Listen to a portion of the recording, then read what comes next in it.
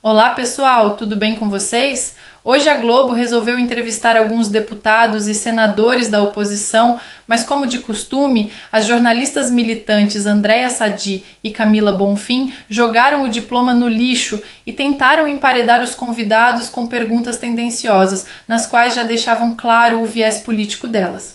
A estratégia não poderia ter sido pior. Vocês vão acompanhar Sérgio Moro e Sóstenes Cavalcante triturando sem dó a narrativa das militantes.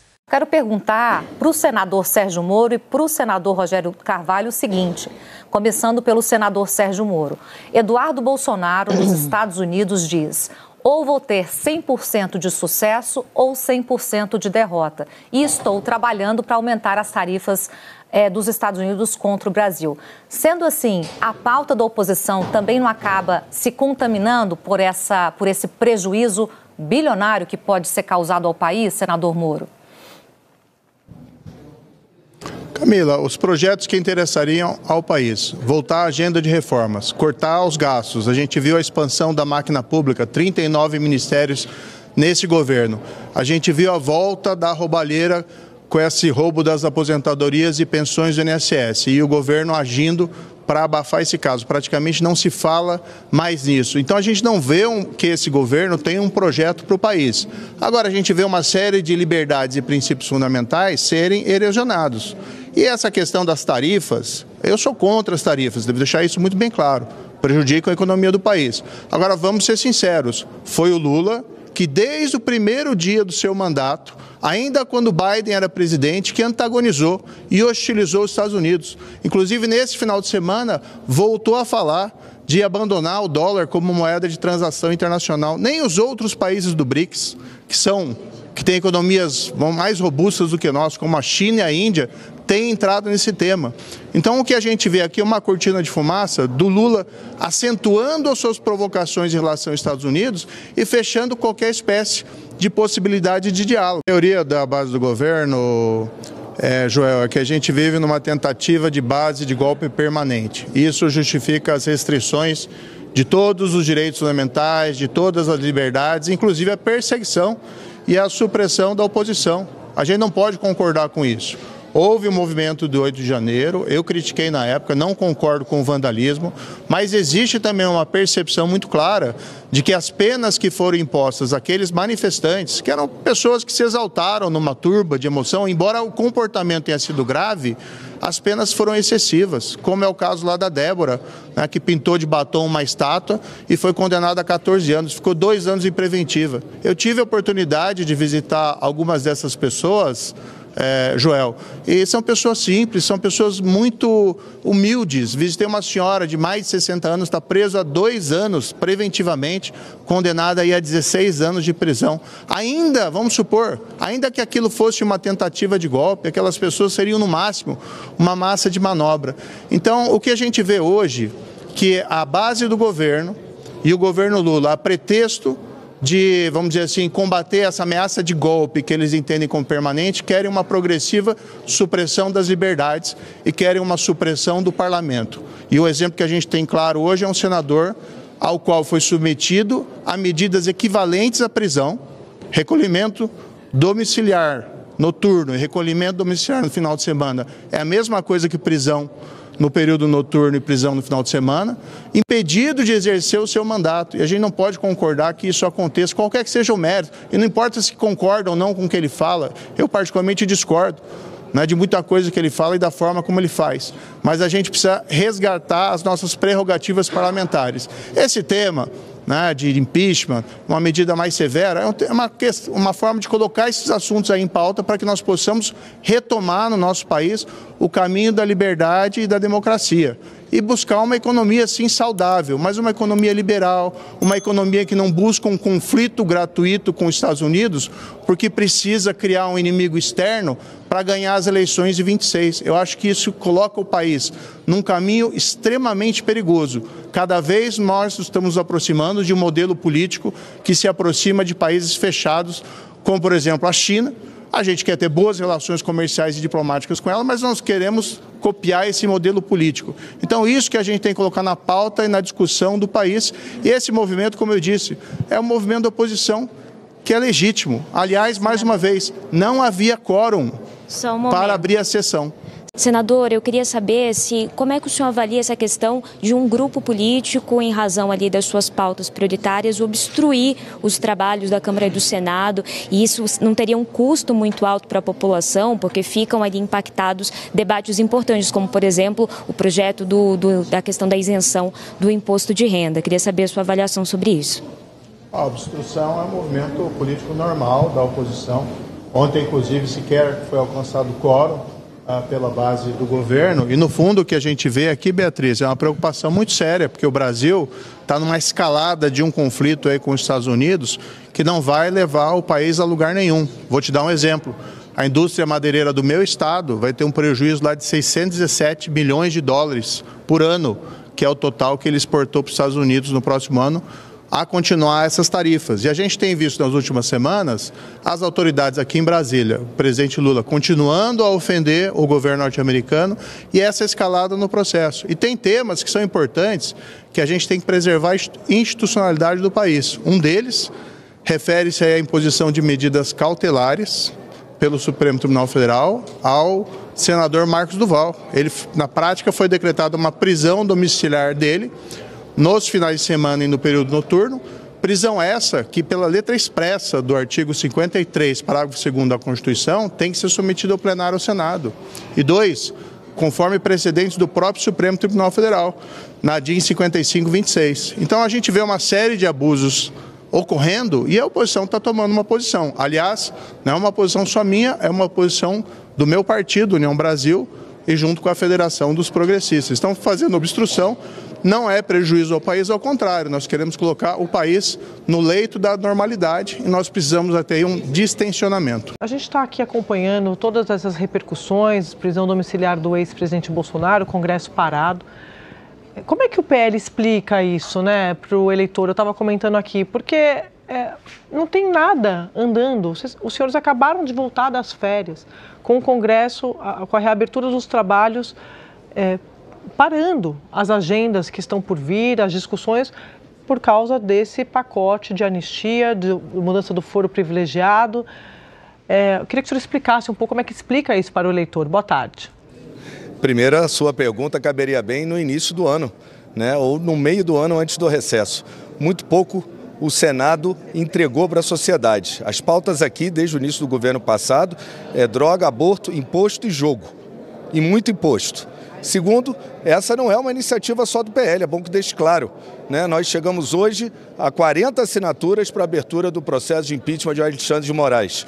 Lá, na obstrução física do Senado Federal, nós temos, como também na relação do apoiamento ao impeachment, nós temos senadores do PSD, do MDB, do PL, do PP, do Novo e do Republicanos, além do Podemos.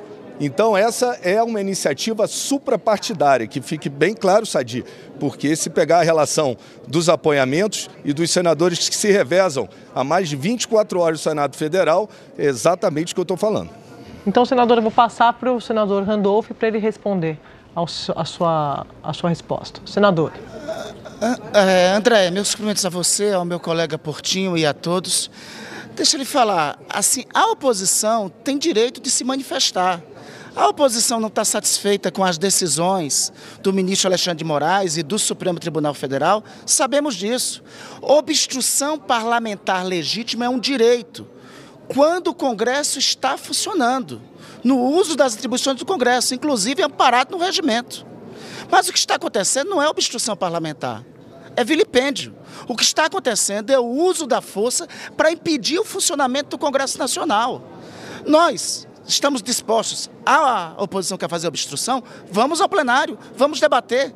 Ocorre que eu não vou chamar de obstrução, esse uso da força para impedir o Congresso Nacional de funcionar, esse 8 de janeiro, de dentro do parlamento para fora, estará prejudicando, não é o governo, está prejudicando os brasileiros. Você que está me assistindo e recebe até R$3.000, segunda-feira vence uma medida provisória que vai lhe isentar de imposto.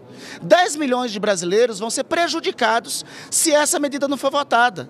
Tem uma outra medida para garantir direitos e benefícios dos aposentados. aposentados e pensionistas vão ser prejudicados se o Congresso não voltar a funcionar. A oposição quer obstruir, vamos às sessões e aí vamos medir quem consegue colocar número, quem não consegue colocar número. O uso da força para impedir o funcionamento do Congresso Nacional é um 8 de janeiro de dentro para fora. Eu vou começar perguntando para o deputado Sóstenes.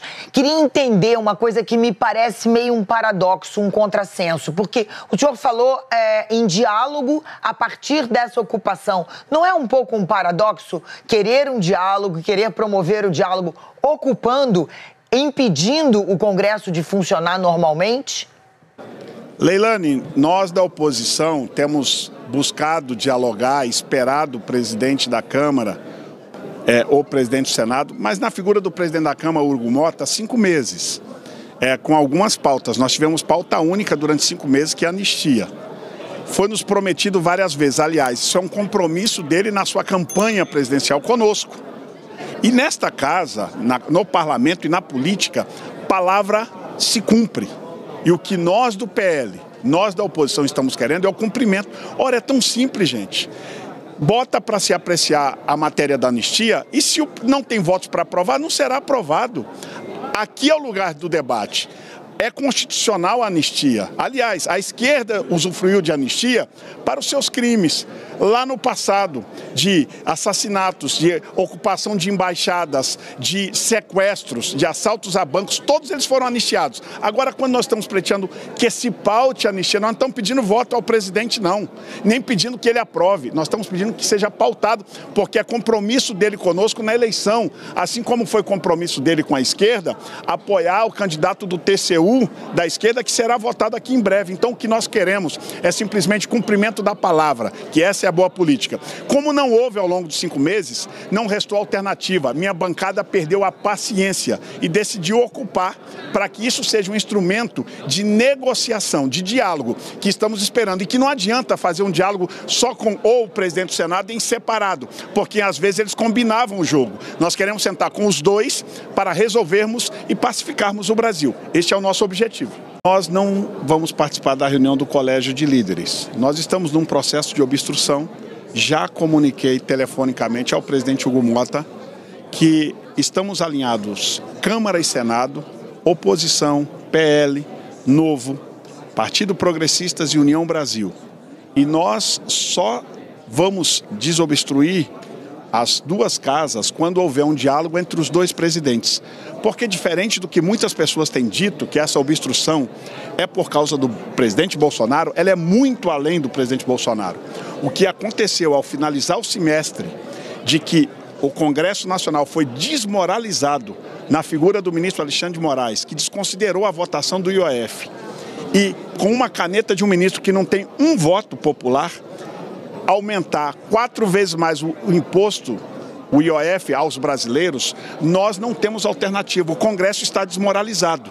E os presidentes de ambas casas precisam devolver ao Congresso as suas prerrogativas constitucionais. E o que nós queremos começar a conversar com os dois presidentes tem que ser os dois juntos, porque isso é uma questão congregacional, não é uma questão só da Câmara, é do Congresso Nacional.